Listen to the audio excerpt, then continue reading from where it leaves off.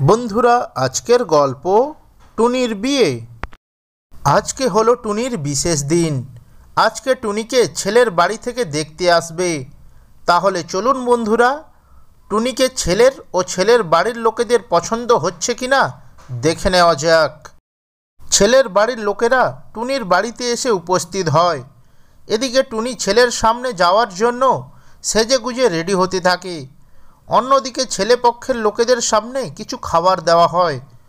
তারা সেই খাবারগুলো খেয়ে নেওয়ার পর ছেলের বাবা বলে, দাদা, আপনি এবার আপনার মেয়েকে নিয়ে আসুন।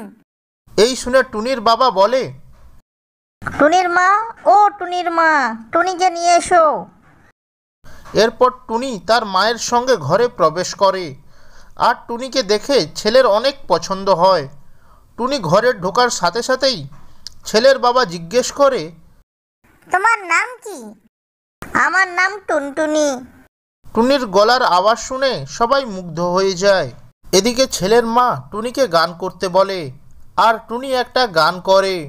ছি ছি ছি রে নানি ছি, ছি ছি ছি রে নানি ছি রে ছি রে ছি। ধনকে দেখলো তুই নানিস না, মনকে চিল্লু না, সোনাকে চিল্লো বানাকে চিল্লো, মন সে চিল্লু না। ধন নাই বলি মোর পাখে নুনি তার কাছে চলি গেল। ধন আছে সিনা মন নাই কি তুই না জানিস পারুল। গোটে দিন মিছে যোগ নাই দিল করতি কট দিল।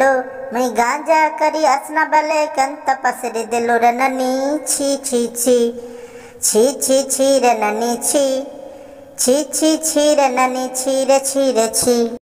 টুনির মুখে গান শুনে ওখানে থাকা সবাই মুগ্ধ হয়ে যায়। সবাই টুনির প্রশংসা করে। এরপর টুনি টুনার দিকে তাকায়।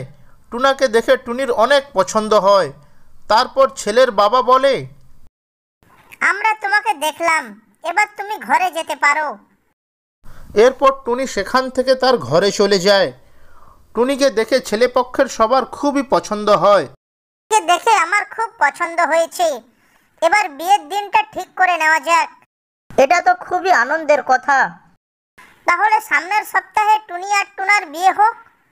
আপনাদের কারোর আপত্তি নেই তো? না না, আমাদের কারোর আপত্তি নেই, আমরা রাজি আছি। এরপর টুনির বিয়ে ঠিক হয়ে যায়। ছেলের বাড়ির লোকজন সেখান থেকে তাদের বাড়ি ফিরে যায়। তো বন্ধুরা, তোমরা নিশ্চয়ই খুব খুশি হয়েছো। আমাকে ছেলে ও ছেলের বাড়ির লোকেরা পছন্দ করেছে। আমার বিয়েতে তোমাদের সকলের নিমন্ত্রণ রইল। তোমরা আমার বিয়েতে আসতে ভুলো না কিন্তু। ভিডিওটি যদি ভালো লেগে থাকে তাহলে ভিডিওটিতে একটি লাইক করে চ্যানেলটি সাবস্ক্রাইব করবেন। ধন্যবাদ। একদিন টুনি পাখি রান্না করছিল। রান্না করতে করতে হঠাৎই তাদের গ্যাস শেষ হয়ে যায়। আর তখনই টুনি তার ছানা মুনিকে বলে, মুনি, আমাদের তো গ্যাস শেষ হয়ে গেল, আর আমার কাছে তো একটা টাকাও নেই। এখন কিভাবে আমি রান্না করব? তখন মুনি বলে, মা, একটা উপায় আছে। তুমি যদি জঙ্গল থেকে কিছু কাঠ কেটে নিয়ে আসতে পারো, তাহলে আমাদের রান্নাটা হয়ে যাবে। মুনির মুখে এই কথা শুনে টুনি পাখি চলে যায় জঙ্গলে কাঠ কাটার উদ্দেশ্যে।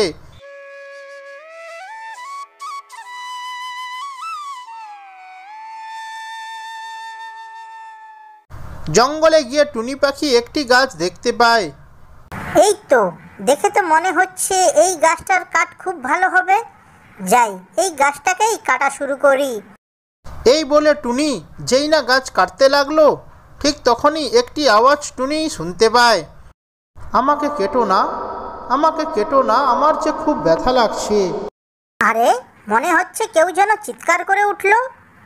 এই গাছটা চিৎকার করছে না তো?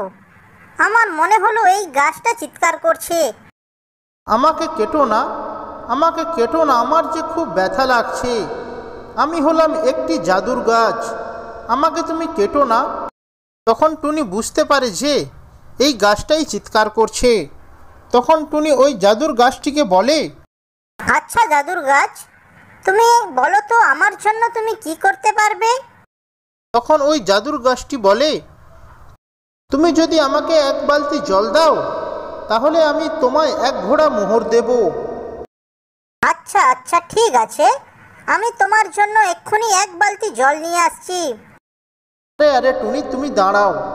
তুমি আমার পুরো কথা না শুনে কোথায় যাচ্ছ? তুমি যদি আমায় এক বালতির বেশি জল দাও তাহলে কিন্তু আমি মারা যাব। আচ্ছা ঠিক আছে, আমি তোমায় এক বালতি জল দেব। এরপর টুনি ওখান থেকে চলে যায়। ও এক বালতি জল নিয়ে এসে ওই গাছটির গোড়ায় দিয়ে দেয়। জল দেওয়া শেষ হতেই টুনি দেখে যে তার সামনে এক ঘোড়া মোহর চলে এসেছে।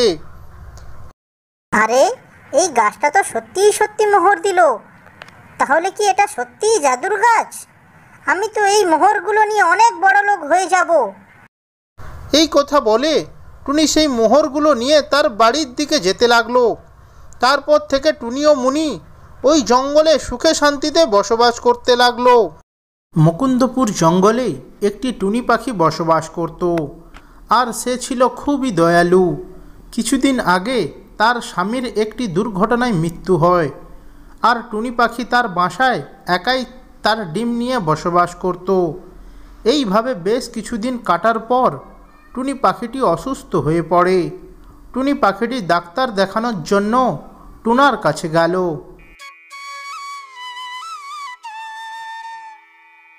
টুনা দাদা, আমার শরীরটা কয়েকদিন যাবৎ খুবই অসুস্থ। আমাকে কিছু ঔষধ দিয়ে দাও না। টুনি পাখি, তোমার যে অসুখ হয়েছে এই অসুখের ঔষধ আমার কাছে নেই। তোমার শরীরের অবস্থা দেখে মনে হচ্ছে তুমি এই পৃথিবীতে কিছুদিনেরই অতিথি। টুনা দাদা, আমি যদি একা হতাম তাহলে আমার কোনো চিন্তা ছিল না, কিন্তু আমার সঙ্গে যে আমার বাসায় একটা ডিমও আছে। আমার মৃত্যুর পরে আমার ওই ডিমটিকে কে দেখাশোনা করবে? যদি তুমি কিছু মনে না করো, তোমায় একটা কথা বলি, তুমি আমার ওই ডিমটিকে দেখাশোনা করতে পারবে? আরে টুনি পাখি, আমি এখানে একাই থাকি, আবার বাইরে যাই খাবারের সন্ধানে। এখানে ওই ডিমটিকে কে দেখাশোনা করবে বলো? তুমি বরং একটা কাজ করো, তুমি তোমার ওই ডিমটিকে কাকের কাছে দিয়ে দাও, কাক দেখাশোনা করবে। এরপর টুনি টুনার বাসা থেকে বেরিয়ে কাকের বাসায় যায়। কাক ভাই, তুমি আমায় একটু দয়া করবে? আমি আর এই পৃথিবীতে কিছুদিনেরই অতিথি। তুমি আমার ডিমটাকে কি দেখাশোনা করবে? টুনির এসব কথা শুনে কাকের বউ কোকিলা বলে, না না টুনি পাখি, আমরা তোমার ডিমকে দেখাশোনা করতে পারবো না। আমারও নিজের একটা ডিম আছে, তাকেও তো দেখাশোনা করতে হবে। না, আমরা পারবো না, তুমি বরং অন্য কোথাও চলে যাও। কাকের বউয়ের এমন কথা শুনে বেচারি টুনি পাখি মন খারাপ করে অন্য কোথাও চলে যায়। কোকিলা, কি হতো আমরা যদি ওর ডিমটাকে দেখাশোনা করতাম? আমরাও তো ওর কত দানা চুরি করে খেয়েছি। তুমি একদম চুপ থাকো, তুমি কিচ্ছু বলবে না। বড্ড এসেছে সাহায্য করার লোক। কোকিলা, তুমি আমায় একটু সম্মান করো। আমি তোমার স্বামী হই, তুমি একটুও আমায় সম্মান করো না। ওই দিন রাত্রিতে কাক টুনির বাসার দিকে যায়, কিন্তু ততক্ষণে টুনি পাখি মারা গেছে। টুনি পাখি, আমাকে ক্ষমা করে দিও। তুমি কত ভালো ছিলে, তুমি একদম চিন্তা করো না, আমি তোমার ডিম দেখাশোনা করব। এরপর কাক টুনি পাখির ডিমটা নিয়ে গিয়ে তার নিজের বাসায় রেখে দেয়। পরের দিন সকালে কাক কোকিলাকে সমস্ত ঘটনা খুলে বলে। কোকিলা সমস্ত ঘটনা শোনার পরে সে তার নিজের ভুলটা বুঝতে পারে ও বলতে থাকে, তুমি আমাকে ক্ষমা করো, আমি আমার নিজের ভুলটা বুঝতে পেরেছি। আমি টুনি পাখির ডিমটাকে আমার নিজের ডিমের মতোই দেখাশোনা করব। এইভাবে বেশ কিছুদিন কেটে যায়। কিছুদিন পরে ওই দুটো ডিম থেকে দুটো সুন্দর ফুটফুটে ছানা বের হয়। কাক ও কোকিলা মিলে ওই দুটো ছানার দেখাশোনা করতে থাকে। তারপর থেকে তারা চারজন মিলে ওই বাসায় সুখে শান্তিতে বসবাস করতে থাকে।